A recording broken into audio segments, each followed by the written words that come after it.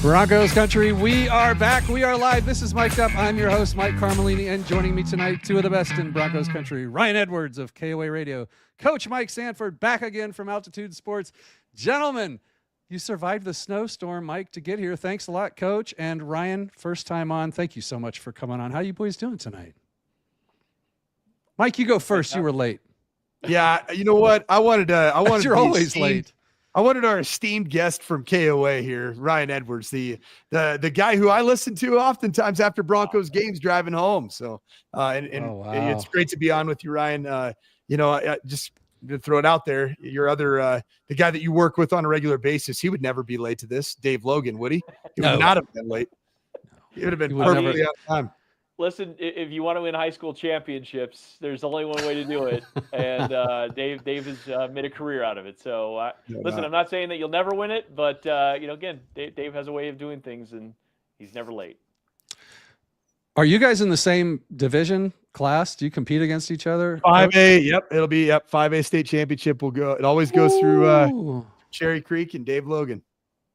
Wow. So you're faced with beating Dave Logan or getting canned in like 2 or 3 years. Is that basically okay? It's just what you sign up for, man. Okay. You know what, though? At the end of the day, doesn't scare me. That's right. I spent the better part of the last 2 decades of my life in similar scenarios. So here we are. As your father did, right? I'll just say it like this, Mike. I'll just say it like this. You come for the king, better not miss. Oh my gosh, here we go. Dave Logan doesn't need you talking smack for him. That's my guy. Hey, listen, man, he's all our guy. I just talked to him on the phone earlier today, actually, which is hilarious. Nice. Yeah, I was scheduling JV and freshman games. We don't play Cherry Creek regular season on varsity, but I wanted to get some of our younger players a taste of playing against the Cherry Creek Bruins, baby. So let's go. Hey, before we get going, guys, I do want to touch on something. It's a busy time for the draft. It's a great time to be a Broncos fan, but there's another school in town in Boulder, and just to the north of you, and they're retiring a couple numbers out there. 2 and 12 are retiring before Aaron Rodgers retires. This seems a little batshit crazy to me. Maybe that's just me. Coach, you got thoughts on this? Deion Sanders is calling his shot, and I guess I'm curious what you guys think of all this. Well, I'm going to start out and say, are you surprised at all? And should you be surprised? And the answer is no. There's been nothing about the way that Deion Sanders, Coach Prime, has done his business in the last 2 years as the head football coach of the CU Buffs, this place that I was at right before he got there, that has been conventional. Nothing has been conventional whatsoever. He's going to do things his way. And when you hire Coach Prime, who is truly a tour de force, right? He is going to come in and he is going to transform the way you think, the way you operate, the way you do things. So nothing surprises me whatsoever. You can disagree with it. We in the media can disagree with it, but you're not going to change it. And clearly Deion Sanders and Coach Prime is fully in charge up in Boulder. Oh yeah. Fully in charge and answers to no one. Truly answers to no one. So this should come as absolutely no surprise whatsoever. And I think it's just another great example on what would have been a otherwise very, I'd say, almost boring spring game this Saturday. All of a sudden, the entire college football world and the media world's talking about the CU Buffs, and that's what Coach Prime continues to do. He puts CU in the spotlight, and it's bigger than any other spotlight in college football. Yeah. Ryan Edwards, KOA, what do you say? I think that's really well put. He doesn't have a problem with getting attention, and this is certainly an attention grabber. When I think I saw somewhere the other day, like the bodies aren't even cold yet from the season, and we're already putting these guys in. And in a lot of ways, Coach and I, we didn't go to CU, so it feels weird to have a super hot take on it. Like I think if I went to CU and I played at CU, right, like a lot of the alumni are coming out and very vocal about. I think that I'd feel a little bit different about it, especially when you're not honoring the history. And there was a lot of history, Coach Prime, before you got there, believe it or not. But the thing about it is I tend to probably side a little bit with the alumni here because it's an interesting precedent to set. Because now it's like, okay, well, maybe we could argue Shador because of the numbers that he put up there in the 2 years that he did. That warrants him being in consideration for the best quarterback to ever play at CU. I don't believe that. I think Darian Hagan is still that guy. But, for the what it is right now, he's the quarterback that's on well, he will be on Saturday. And again, he has a lot of stats, but he went 13-11. Didn't win a national championship. Didn't even win his own conference. So it's an interesting discussion point. The timing for me continues to be the thing that I talk about a lot. I mean, Dave's been ranting for several days now, and I don't blame him. I think there's a lot to be frustrated about from an alumni standpoint.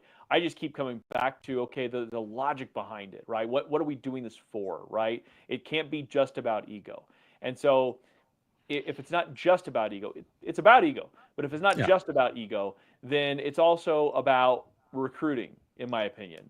Maybe it's a little bit of padding the stats of Shador Sanders or padding the accolades of Shador Sanders as he's getting ready to enter the draft, because we don't really know what Shador's going to be at the pro level. I think we all like the idea of what he could be, but you just never know.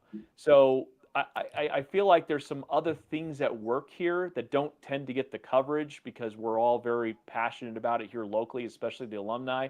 But taking from a more of a 20,000-foot view, the why is very important to me. And I keep coming back to, hey, this is a recruiting weekend. Spring game, you're going to be on national TV. You're putting these numbers up in the rafters, and then you get to bring these kids in and say, hey, didn't take long for these guys to make a name for themselves, and you could be the next one. So for me, that's what this is a little bit of about, on top of the fact that he gets to really cement his legacy. Like whatever he does from here on out, his legacy is going to be part of Folsom. And we're going to see Shador Sanders a part of it every single Saturday.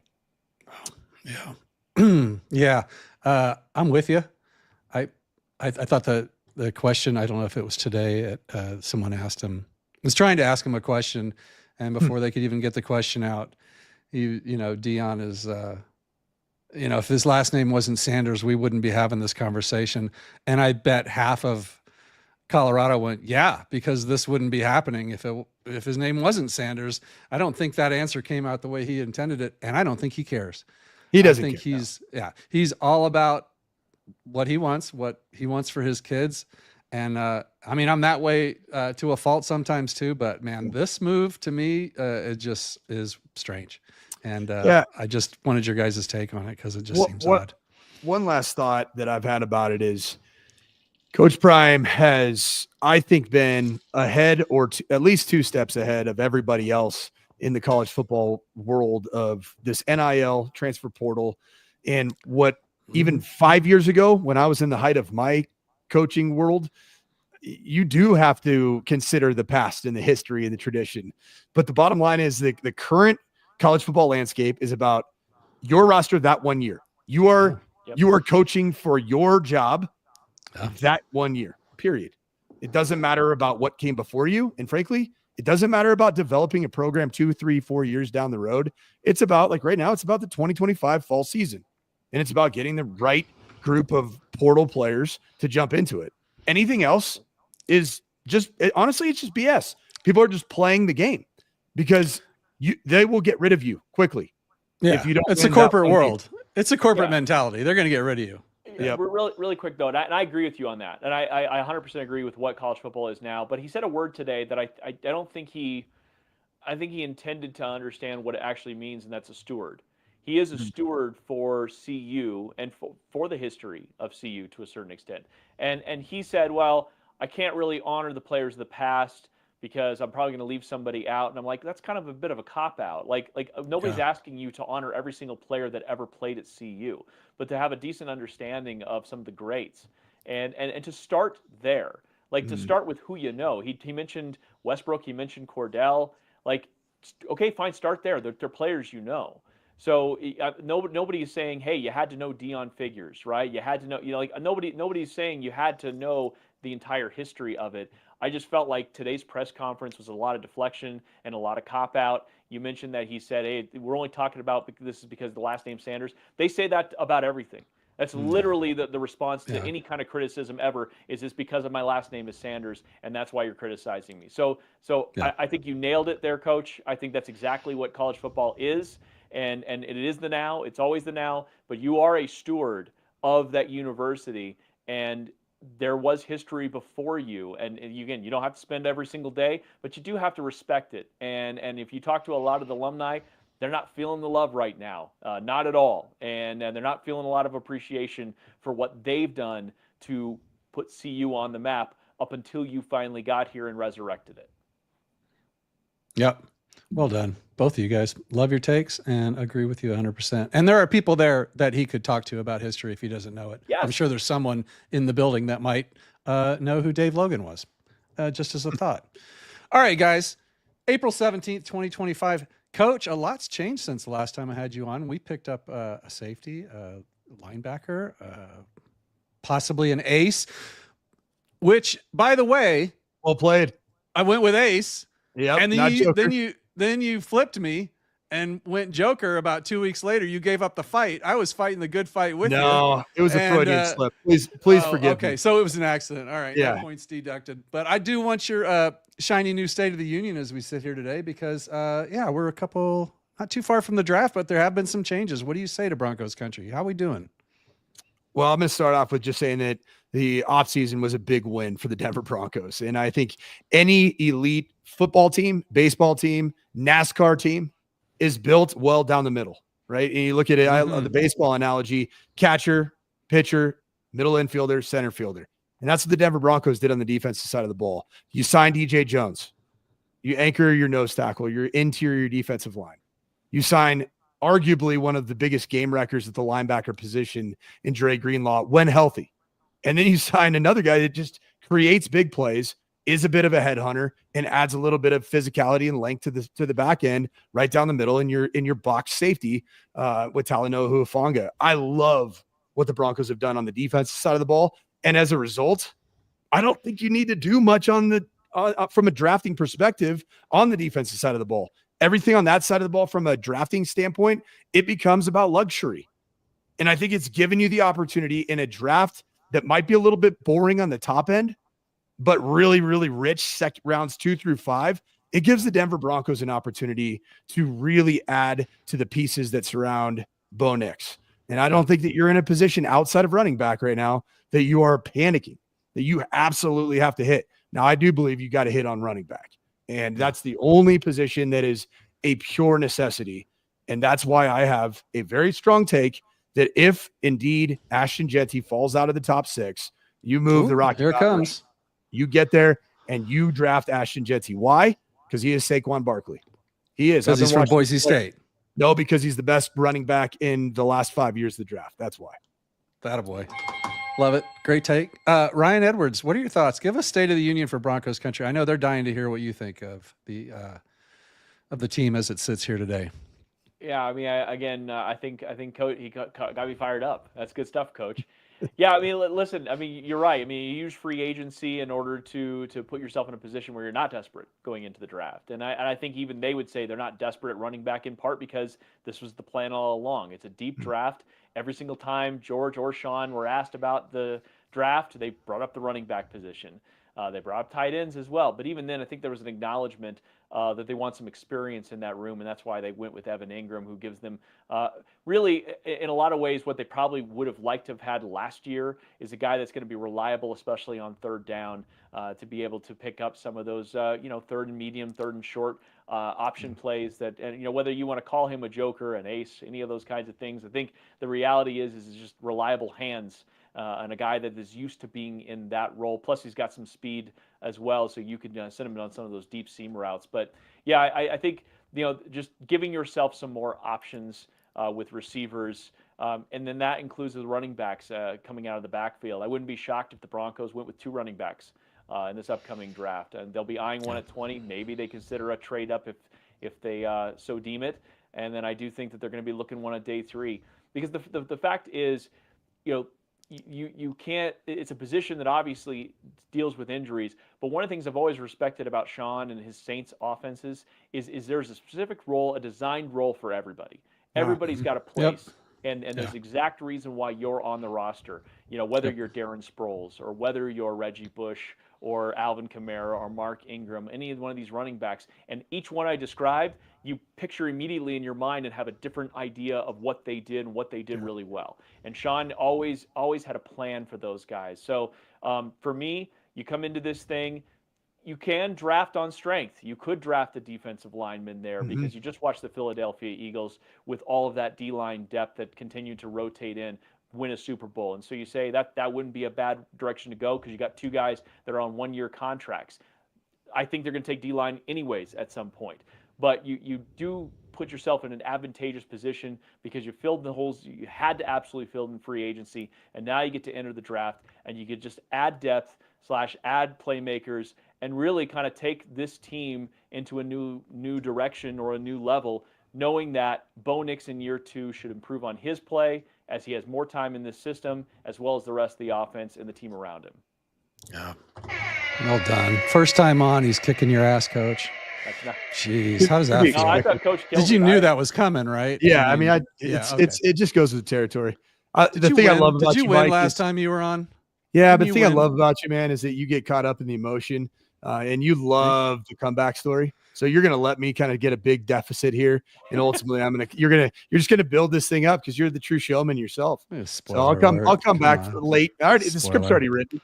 This is WWE, baby. Let's go. Yeah, it is. Let's go. Yeah. Let's go. Let's not pretend otherwise. Hey, we're talking about D-line, defensive tackle. I think that run on, the D-line is probably going to come right around 15.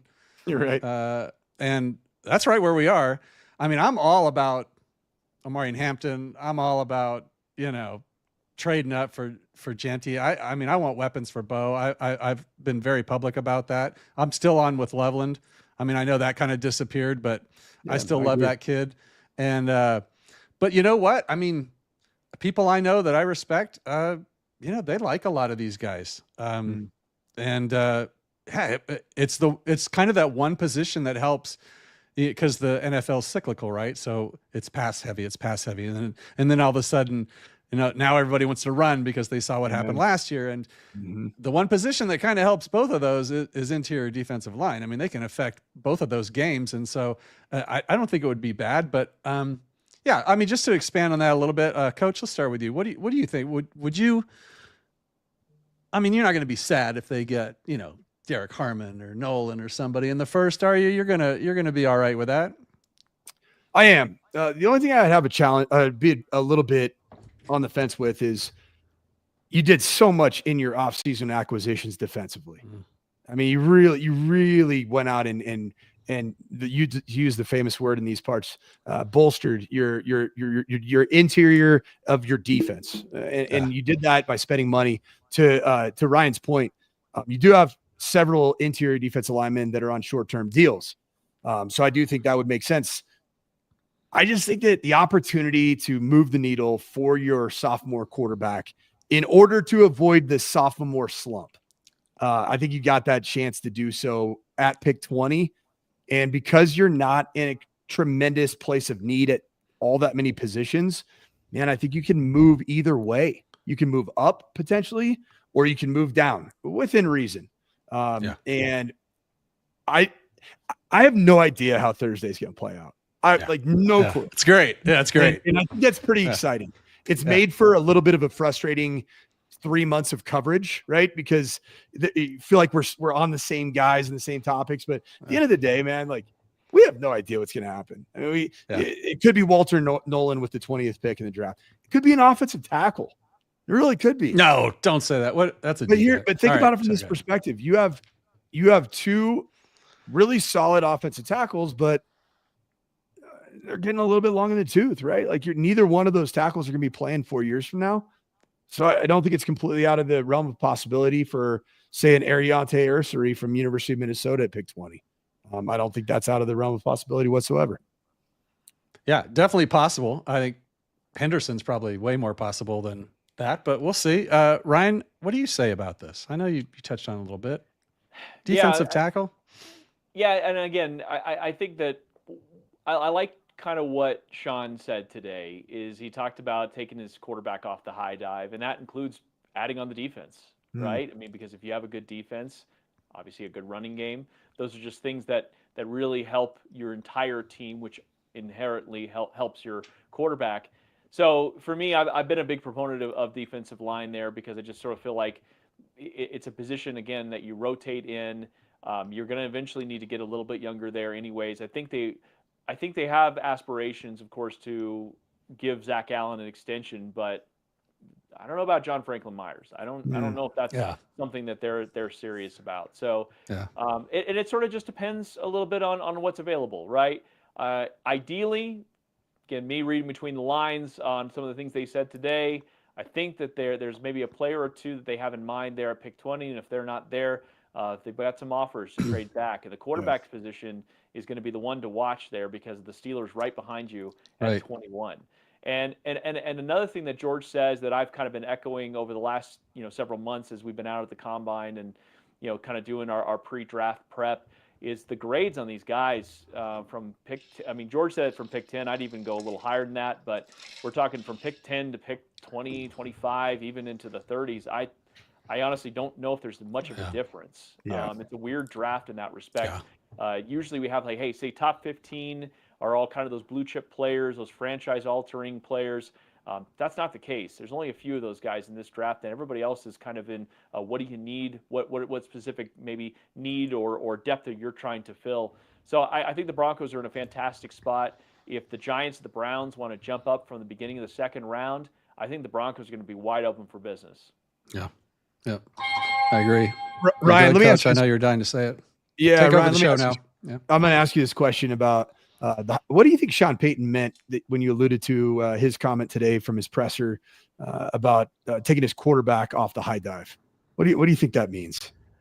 Well, he said that about Russ when he first got here, as a reminder. But I think that's in his mind. It's not. Some people might take that as like, okay, well, Bo Nix is maybe too much on his plate. I don't think I think it's the opposite. I think in a lot of ways he wants to continue to add to Bo Nix's plate because he thinks he can handle it. But the reality is you got to find multiple ways to be able to win. That was a problem for them at times last year. It did fall on Bo Nix to kind of create and do something special, and if he couldn't do that, then they were sunk. I think he wants to find multiple variations, and you see the best teams in the league, they do have that. Whether it is a mobile quarterback, obviously a deep running game or very strong running game, or multiple receivers. In this case for the Broncos, it was kind of Cortland Sutton.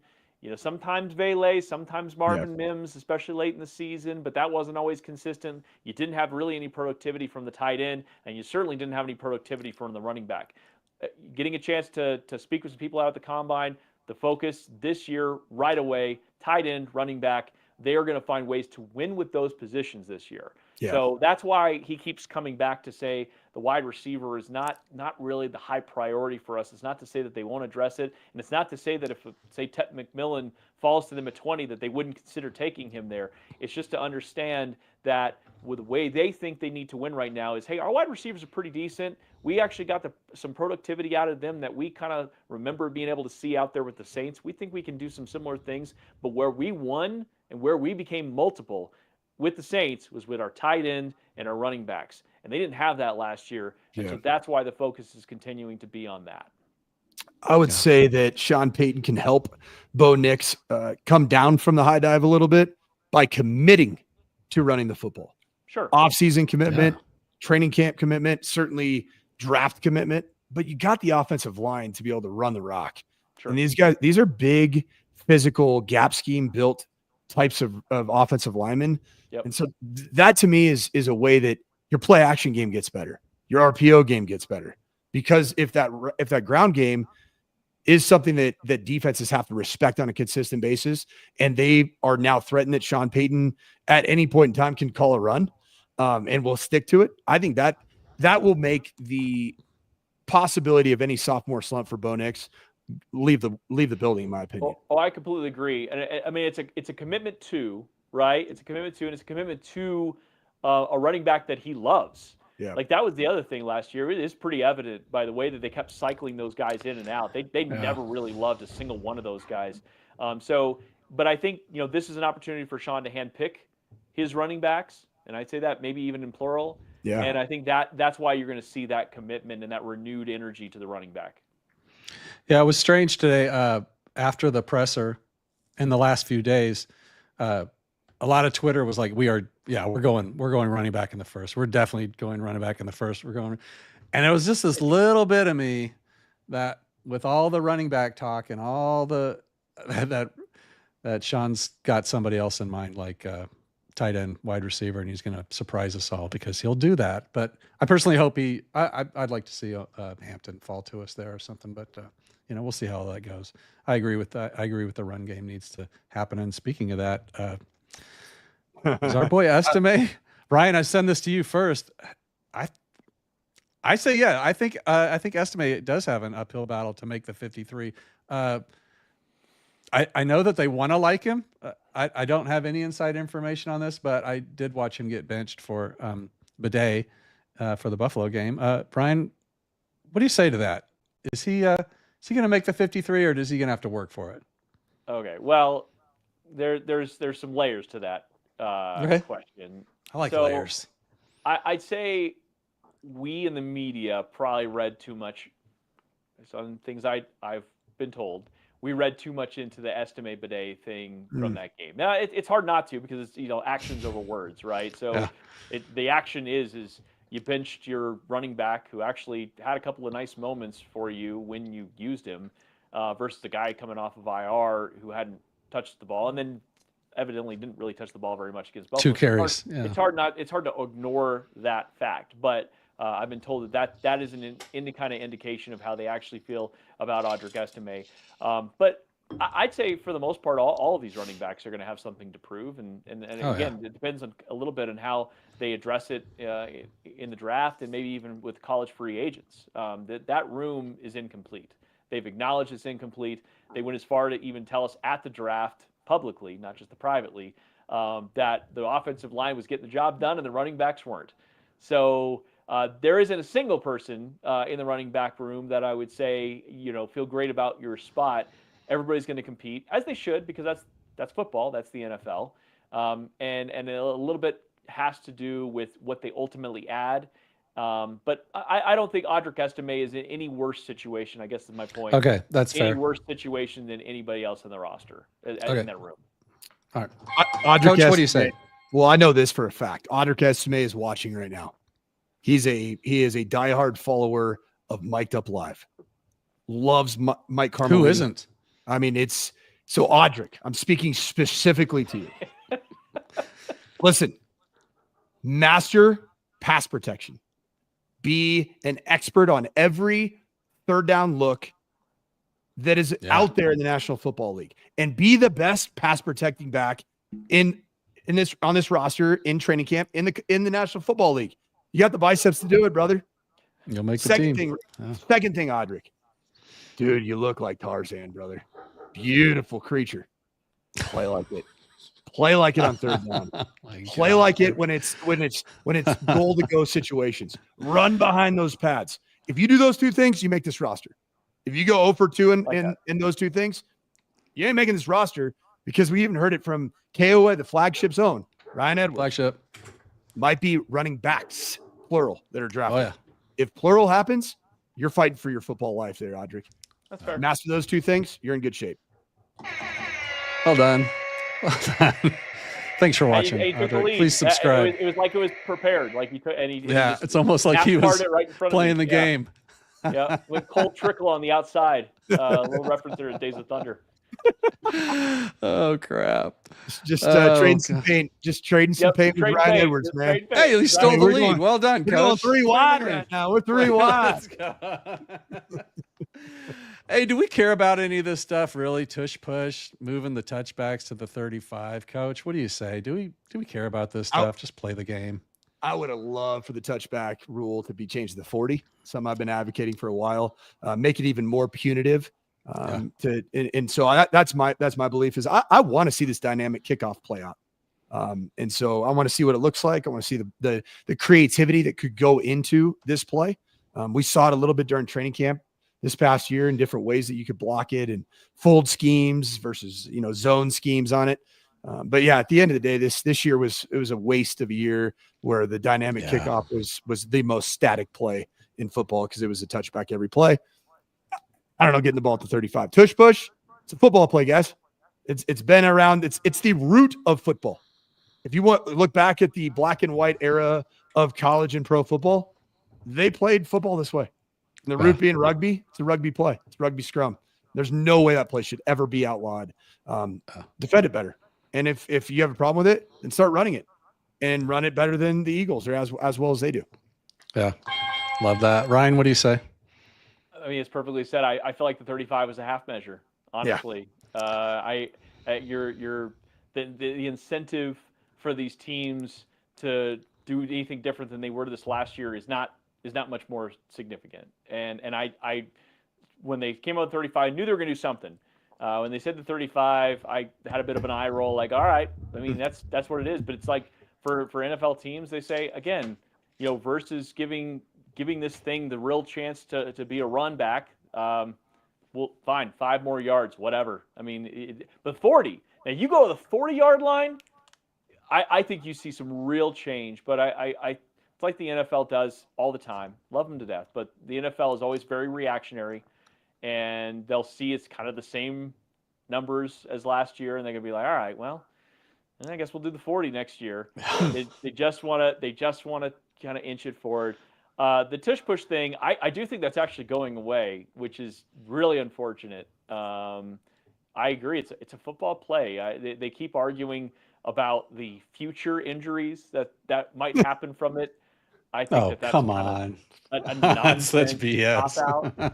Yeah, it's a nonsense cop-out, but the strong voices in that room, and there are enough of them, I guess, that are arguing about the future injuries of the play more so than the current ones, which is just blows my mind. But I think that because it only affects so many teams, they feel like that they can just get rid of it. I think if we obviously parity. I think if a lot of teams could do this, which they can't, but if a lot of teams could do it at the effective level of the Eagles, then they would. And then I don't know if it would go away. But the fact is nobody can do it as well as they can. So now it's just like, you know what, Eagles, just you can figure something else out. We're just going to move on from this thing because somebody's going to get hurt eventually. So it's dumb that it's going to be gone, but it's going to be gone. It's messed up because that's proving that it's not the play, it's the execution. And so they're talking out both sides of their mouth. So I kind of hate that. When Tom Brady, when he was running the traditional QB sneak, it was undefendable. And he wasn't big or strong or any, he just had a great feel and knack. So it was the best 3rd and short and 4th and short team in pro football for 15 years was the New England Patriots because Tom Brady had such a great feel for the QB sneak and how defensive fronts worked and where the open gap was or, where to take the football on the sneak. They weren't looking to outlaw it then. So why now? Yeah. Oh, it's injuries. Of course. All right. Yeah. Whatever. That's nonsense. I got to play my nonsense thing here. Where is it?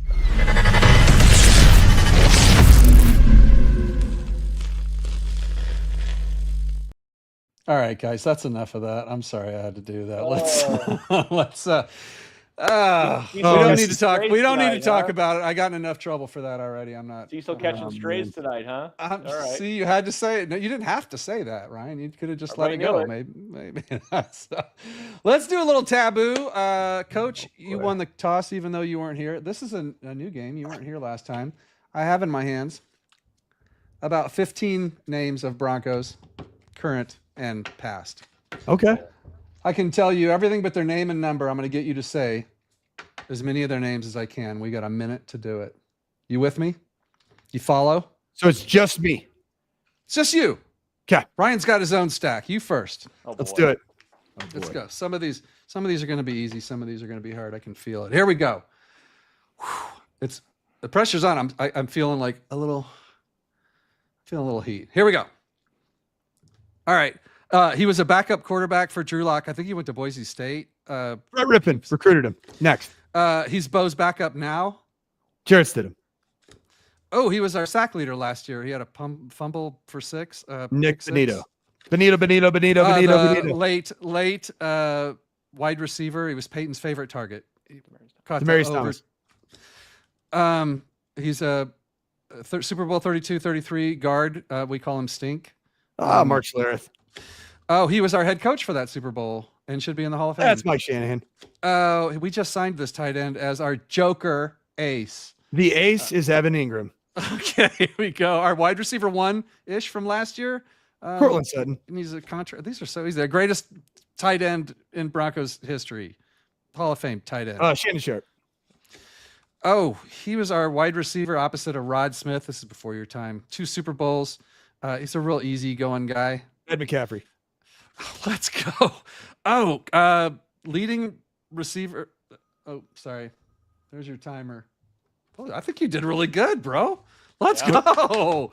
Let's go. You were looking out for me. You know how bad I am with Broncos trivia that preceded my time. time. Mine are going to be all like from the 60s or something, like way before my time. Backup left guard on the 1963 Denver Broncos squad. Jeez. 10. Now, the course record is held by Brandon Cristal. He got 12. He's pretty good at trivia. I'm not measuring him up.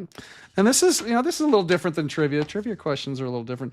And actually, Cam Parker tied that with 12 too. I do want to give a shout out to him. Ryan Edwards. Oh, here we go. Now, I want 12. I want 13. All right, well, let's go for 13. He'll do it. He's got it. Now, I don't make these stacks, so don't blame me. My wife and my middle son make these stacks. All right, here we go. Whew. Feel a lot of pressure here. All right, you and me. I'm looking at this first one. Give me a chance to come up with a clue for this first one. Okay, here we go. Okay, we brought this quarterback in. He was a Ravens quarterback. He was in his prime. Oh, geez. He's an analyst now. His father was a Super Bowl winning quarterback in New York. He was our backup quarterback for a while. Blonde, good job. Undrafted free agent Super Bowl 50 running back. Greatest wide receiver of all time for the Broncos. Undrafted. Greatest running back in the history of Terrell Davis. Oh my gosh. He was a first round defensive end in 97. He's in the Ring of Fame. The blank is right. God. He shares a name with Simeon. Pass. He was a Marine 4-year running back. Our Marine, you would salute. Mike Anderson. Yes. Oh, he was the Thugalicious head coach, and we fired him. Oh, he was our head coach. Oh, you're talking about Nathaniel Hackett? There you go. Okay. He's our starting quarterback now. Bro Nix. Yes, we traded this one to Chicago. Jay Cutler. What the hell happened? What was the one that we passed? What happened? It was Trevor Price. Oh, Trevor Price. Oh, yeah. Did I give a bad? That was a fairly deep cut right there. Did I give a bad clue? He's not in the on Ring that? of Fame though. Did I give a bad cut? I Yeah, did. Did I say he was in the? Damn it! I screwed you. Yeah, I was like 97 defensive end that's in the Ring of Fame. I was like, that's not. Well, you know what? That's okay. That's what happens. It's not okay. How many did you get? 8. Oh, you had a lot different stack than I did. I was gonna say, I feel like your stack was. Although Edwards, Let's I got to give you. Complain now. I mean, we get the stack. Edwards, I got to give you big time props. I think in your in trying to spit out our current starting quarterback's name, I think you dropped the Bro Nix, which might be my new favorite nickname for Bro. That wasn't even an accident. No, it was good, Bro Nix, baby. I love that. I love it. Well, apologies to both of you. I know that I'm at least halfway responsible for your scores here, and as Coach Mike said, he has taken the lead because he knows how to play this game. Gosh, I'm so upset about that. I wanted 12. Let's I wanted to ask you guys. I asked the guys last week about this. Sean Payton I think he's 61. We've got a 73-year-old, I think, in LA. I mean, how long do you think Sean's going to coach? He's going to want to win. Who's the 73-year-old in LA? Pete Carroll, Las Vegas. Pete Carroll, Las Vegas. Yeah, I never know where he is, but yes, Vegas. It's also hard to know where the Raiders are. I said Oakland a couple weeks ago, so yeah, it's fine. I'm still getting caught up. Vegas doesn't claim him, so it doesn't count. Yeah. So what do you say? How long do you think Sean Payton will coach? Ryan, let's start with you. Until he wins. I mean, these are all Super Bowl. guesses, right? Yeah, he's got to win another Super Bowl. He wants to be that coach that wins at 2 different places. So, yeah, he signed a 5-year deal. He's in year 3 of that. I think I see sort of assess there. I'd say, he gets to your sort of mid-60s, but he still got a lot of energy, got a lot of vigor. I think, some of it's probably tied to Bo Nix, and if Bo, exactly, Bro, as some people Bro Nix, let's go. If Bo ends up becoming the guy that we think he might have a chance to be, and he continues this trajectory of play, I could see Sean sticking around for it. And sort of revitalizes him. But if Bo kind of hits a bit of a ceiling and maybe hits sort of a tipping point and things don't work out, then maybe he's like, I don't really want to start over again. I really do think some of his future is kind of tied to Bo, to be honest. Yeah, for sure. Yeah, I agree. Coach, what do you think? I'd set the over-under at 4 years. 4 more seasons. From now? 4 more seasons. 4 seasons going forward. And I think it's perfect what Ryan said, that it is tied to Bo Nix, directly linked to the second contract. I think if Bo Nix gets to the point where he gets his second contract, I think Sean Payton's coaching him at least in his first 2 years of that next contract. If there is indeed a sophomore slump, which I don't see it's going to happen. The reason I don't see it happening is because I think Bo Nix is so stinking grounded. He is who he is. He's a worker. That's why I think he's a great fit for Sean Payton. Sean Payton wanted to have a throwback at the position. And there really aren't many quarterbacks in the National Football League today that you could say that's exactly what a starting quarterback in, 7 to 15 years ago was, how they were wired. And I think that's the type of wiring that Sean Payton loves coaching. And so as a result, I think that they will continue to go as far as each other will take them. And I do think Sean's I know this firsthand, being a head football coach, it does take it out of you. And if the standard is not where he wants it to be in back-to-back years, I don't know that he continues in a third year. Wow. Okay. Yeah. I like it. Actually, I don't like it. But I agree with it. I know he wants to prove everyone wrong with Bro Nix, and he's the smartest guy in the room. Just ask him. I love him. But Coach, if you could take any player in the draft, would it be Travis? I was curious if it was going to be Genty or Travis. Now, are we going from a Broncos perspective? Or are we going from I am a coach at X? What the hell show do you think you're on, Coach? I know. That's it. But the question: you used sophomore slump twice. You used sophomore slump twice, and you had to ask, what team I was talking about. So that's 2 points. 2-point deduct. Sorry. Go ahead. Travis Hunter. Still Travis Hunter. I love it. Yeah. I love it. I would use him as a sub. I'd use him as a sub package nickel guy, and it would fit really well with Vance Joseph's scheme because of the high number of snaps of man coverage. So you don't have to teach intricate zone schemes. And so I think Travis Hunter could be a part-time defensive player that could function as a shutdown nickel player, nickel and or just travel with an elite receiver. And I think he really is the best wide receiver in this draft class by a country mile. He is got the best ball skills on this side of Justin Jefferson in the National Football League, the first snap that he takes. And I think he is an elite talent, and I don't know that we'll ever see one like him again. Yeah, that's crazy because I had it just the opposite. And I agree with the wide receiver take, but I had it just the opposite. I thought it would take more to learn the defense and be part of the defense, and then you could just give him some routes and packages on offense. But you're saying the other way. You would have him as a starting wide receiver, and then throw in some nickel and dime packages for him on defense. Yeah, I love that. That's interesting. Ryan, what do you say to that? Who would you take in the draft, and why is it Travis? Yeah, right. I mean, it's cheating a little bit. Just gonna say that. Boy, those red zone drills with Travis. Both sides. I mean, God. I know. Crazy, right? Just geek out a little bit.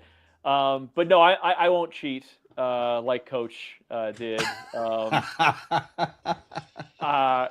I do think that if Ashton Janney slips to a certain spot, I really do think they like him a lot. So, again, maybe that's also cheating because he probably won't get far enough. But that's a can't miss running back. Nice, look at that. I think he's as close to a can't miss player in this draft that the Broncos will be in range for. And as I mentioned at the beginning, there's only so many of them. I think Abdul Carter's in that conversation, Travis Hunter's in that conversation. Oh, wow. And that's kind of about it for me. I think the drop-off is significant after that, but I think Ashton Janney really has a chance to be in that conversation. He's a tough tackle, as we all know. We've watched him. His contact balance is unbelievable.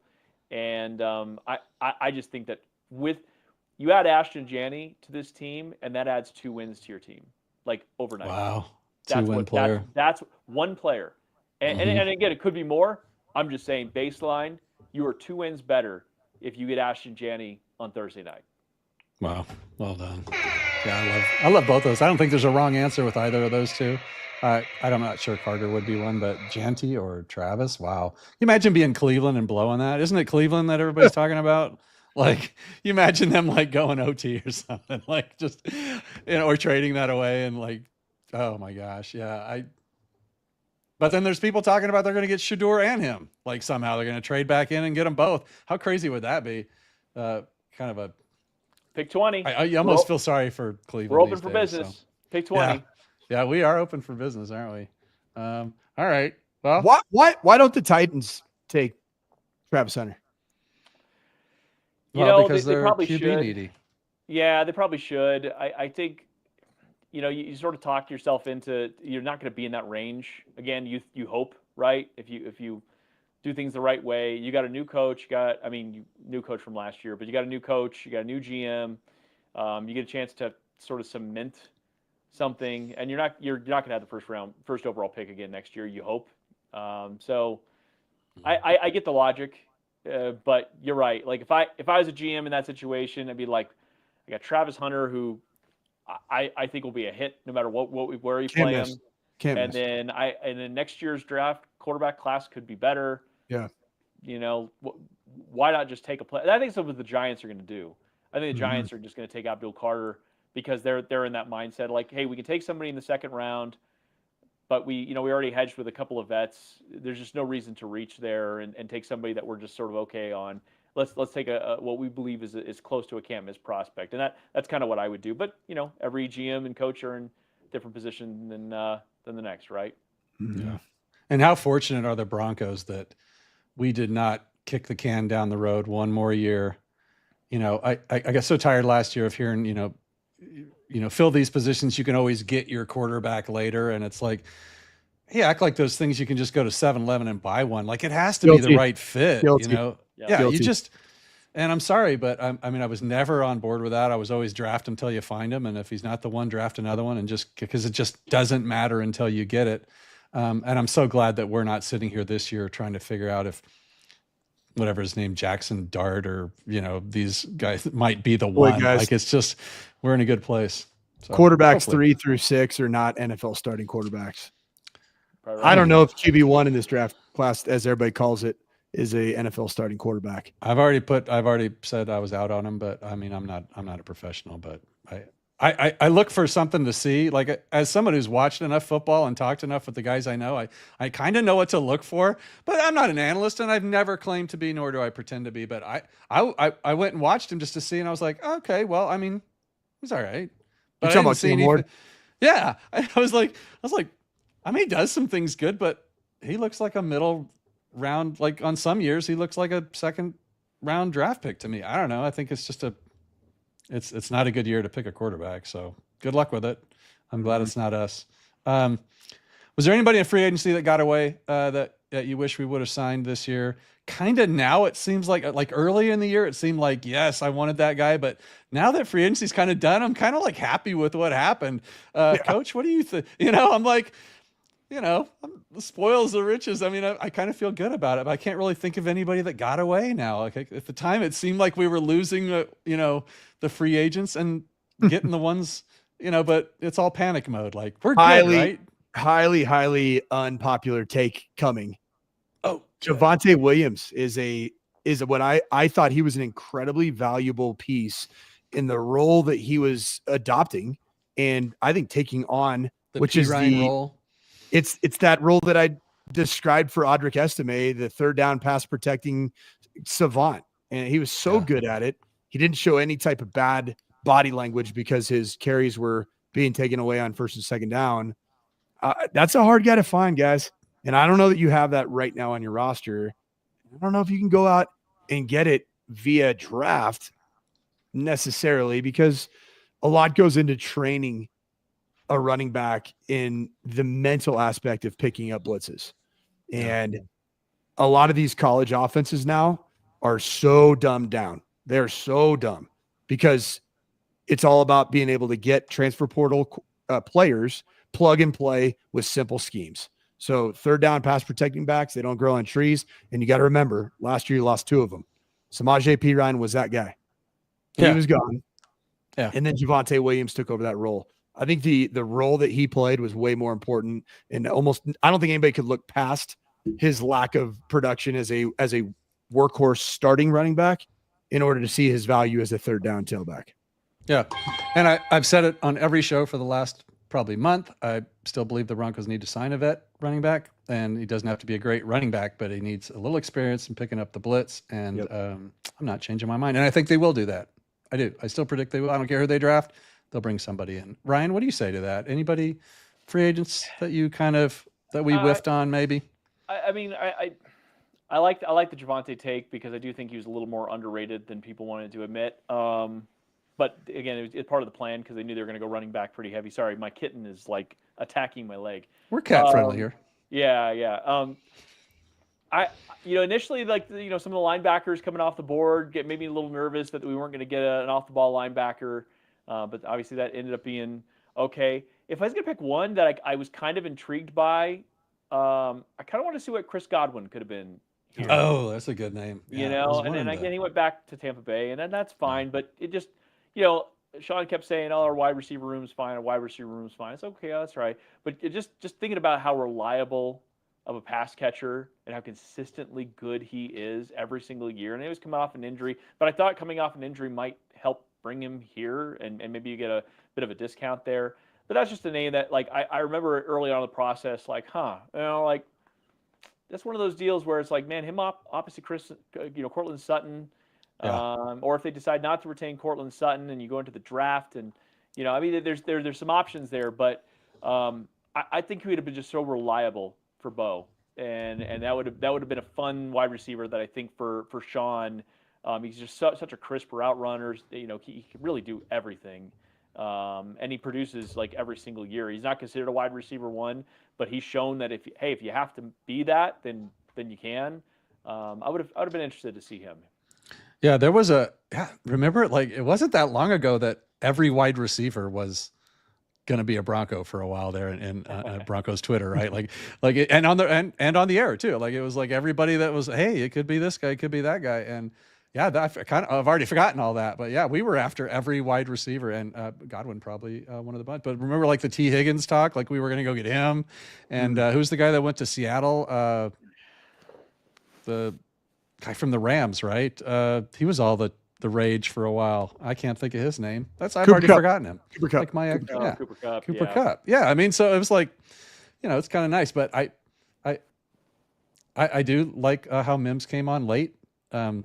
But I still think they make a move for wide receiver in the draft here. We'll see. I don't trust Sean. He's in fact, let's go right to that. Are you buying Mims, Coach? Yes. You see enough from him late in the season? You excited about him?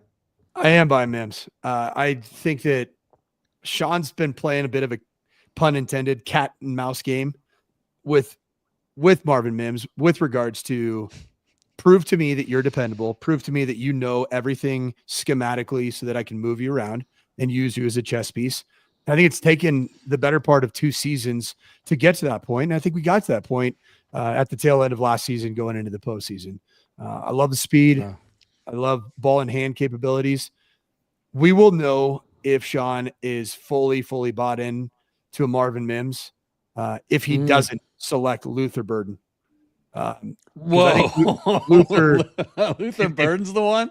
If you pick Luther Burden, then you're investing in maybe an upgraded version of the slot that can run the rock, put the ball in his hands, bigger, more physical. And you're saying Marvin Mims isn't the Deebo Samuel type role that you see for him. But I think Sean Payton's going to double down on Marvin Mims, and I think he should. I think so. Wow, that's a great take. That's interesting. I did not see that coming. Ryan, what do you say to that? Mims? I mean, it's interesting that, Luther Burden is that guy. He's kind of a gadget, receiver. I think he's, it was a tough year last year for that offense. I think we oftentimes look at that and say, boy, are we sure he's that great? He's that great. Luther Burden is that dude. But really I'd rather go, if we're going like slot, I'd rather go Ibuka. I mean, that'd be my dude. And I think they're going to be kind of drafted in the similar range. So, and again, you're talking about, for me, Ibuka does all the small things too, right? I mean, he's a good blocker. Like, he's a captain. He's a leader. He's one of the all-time receivers. I mean, you think about the lineage of receivers at Ohio State, and he's got like the yards for that college. Yeah. It's an amazing thing to talk about. And some people are like, "Is he gonna be a first rounder?" I'm like, absolutely should be a first rounder. So Emeka Egbuka would be my pick. But again, that's not necessarily a replacement for Marvin Mims, like you're talking about with Luther Burden. But if I'm going for a slot, that'd be my pick there. But no, I am buying Marvin Mims in the sense that they finally figured out that he was on the roster in the second half of the season. I know, right? If it would have been the first half of the season, like if we'd have flipped this and said Marvin Mims was great early and then they stopped using him, then I think we'd have a different conversation. But it was the other way around. They figured him out in the second half. They're like, huh, did you guys know this guy could like run this like a 4.3 and like he's like he flies and oh my God, he's a Pro Bowler and an All-Pro return. I mean, he catches the ball if he runs the right route. Yeah. So let's use him. He's got juice, man. He's got juice. Yeah. Emeka Egbuka is, I think that you described perfectly a guy that Sean Payton would love to have in his wide receiver room. Kind of a little bit in the sense, a little bit like Lil Jordan Humphrey, totally different body types. Of course. Lil Jordan Humphrey was do all the little things that nobody else wants to do. Those dirty jobs, right? The perimeter blocking, the chip release on third down, stuff that a receiver typically doesn't do. Emeka Egbuka is just a better wide receiver. Yep. But a lot of those characteristics that you described, Ryan, they do kind of scream that he's probably going to slide a little bit. And he potentially could be a second round pick. It would not surprise me because of the physical attributes just aren't really off the charts. Yeah. He's just a really good player. And a lot of times those types of guys do find themselves in the second round. The safe pick at wide receiver often does end up in the second round, but I think he's a first round talent personally. I like him a lot. Like, I think he'd be a great fit for the Broncos there. That wouldn't bother me one bit, but was it Burden? He's like a little playmaker though. He's kind of fun to watch. Like he would be fun. He's small, but he plays 6'5". Yeah. He plays ball in the air. That dude is he's as good as it gets in terms of physically using his body, and he's got thick lowers. He'll go up and oh my God, he's the lower half, man. Like, good luck tackling that dude. Yeah, you saw him. You saw him at the combine. That dude's gifted. And like he's playing against good competition too, right? He's not like out there playing against the JV guys. I mean, he did this damage against some good teams. So projects. Speaking of projecting, geez, this is a long show, guys. I'm sorry, I apologize. We gotta get you through here. You got a cat and kids to take care of, Ryan. Yep. Are the Broncos a top 10 team next year? Coach, 2025, are they going to be a top 10 team? Did I ask you this last time you were on? I don't think so. I believe that wholeheartedly. The Broncos will be a top 10 team. And the reason why is that they're going to have a top 3 defense, possibly top 2 defense. You got better defensively on a team that already was in every statistical category, a top 5 defense. Yeah. And I think that if Sean Payton commits to the run game and gets his guy in the draft at the running back position, I think the Denver Broncos are potentially a top 5 team because I think that type of defense paired with a young quarterback that does the things that the head coach wants him to do and does them exceptionally well. And now you pair it with a run game. I think this team can win. I think this team can make some serious noise. And frankly, if you're not a top 10 team, I think this is an abject failure in 2025. I like that. A little pressure, a little optimism. Why wouldn't you? Well, I'm just saying, your top 10. I mean, there's some teams out there, Coach. I mean, we get to the playoffs. Let's win a playoff game. But Ryan, what do you say? Top 10 team? Are the Broncos going to be a top 10 team? What does that mean? Like, we're going to be second in the division. We're going to be a 5th seed, maybe something like that. Like, we're not going to, because we were 14th last year, right? So we got to move up 4 spots. Coach is he can't help but do half measures. I don't understand why. Maybe it's because he's already afraid of Cherry Creek. Oh my God. But no, they're going to win the division. They're going to win the AFC West. Oh my God. And they will be a top 4 team, maybe even top 3 team in the AFC. Yes, I'm very bullish on their future. We're all bullish. It's fun to be bullish here in April. When it's all kind of in front of you. But the fact is, I mean, you're just sort of get to a chance to dream based on the success that you had last year and the fact that you are a better roster now. I think you did bring up one interesting point, Coach, just more specifically about, the level that the defense can be at. They were already one of the best defenses in the league. That doesn't always translate year in, year out. So the offense might get better, but the defense may not stay the same, if not could fall off a little bit. So that's where you kind of have to find that balance. But if you think if the offense is giving you multiple ways to win, where you're not leaning on the defense, especially earlier in the season, right? Maybe you're picking up some of those wins that you could have had last year that you didn't get. You're going to put yourself in a more advantageous position there in December. And I like them to win the AFC West this year. Wow. Let's go. Ryan came in strong. He knows his host. My wife's family's from the Bay Area. And talking about that defensive and what you did defensively from last year to this year, my brother-in-law's a diehard Niners fan, and he's a football coach. He coaches at BYU, follows the Niners very closely. He talks about the tandem of Talanoa Hufanga and Dre Greenlaw like Colorado Avalanche fans talk about Val Nichushkin. Right. When those two were in the lineup, they were a dominant defense. When those two were out of the lineup by way of injury, they were not the same defense whatsoever. And I think they're the straw that stirs the drink. I think they are dynamic additions. And I think you got significantly better on a defense that was already very good. Yeah. Yep. Love it. Love the show. Love what you guys brought. Let's finish it out. We got a tie ball going. Let's see if we can break the tie. Let's just see if we can break the tie. And not like that, Coach. We compete here. Well, we can do it that way. Hold on. Let's go, baby. You guys are idiots. Wait, hold on. I got to time it up. Ready? 1, 2, 3. Oh, you went late. No, that was real time right there, man. I'm not sure that was late. Hey, move the needle right there. I don't see that number coming up. There it is. Yeah, we can do it that way too, folks. We don't even have to do the debate. But I'm going to ask you anyway because I'm curious. I say that who was the MVP of the team last year, Ryan? What would you say on that? Just off the cuff. If you had to pick one player as your MVP. That's not somebody that's not Bo Nix, probably. It better be Bo Nix if you ever want to be on this show I feel like again. That would be that.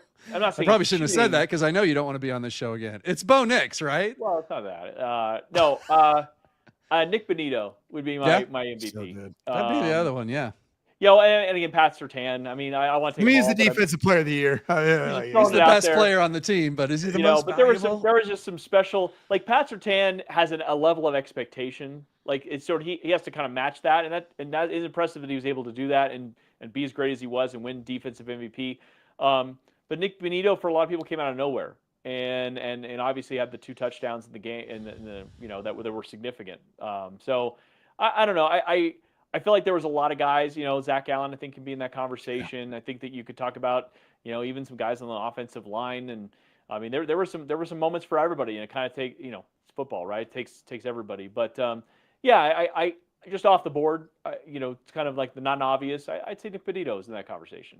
Coach, what do you say to that? Who's your MVP? I'm going to go with an MVB, as in most valuable bro, and it was definitely Bro Nix, because it came with a lot of scrutiny, right? The pick of Bo Nix at pick 12 as the 6th quarterback taken in the draft. What are you doing, Sean? What the heck are you doing?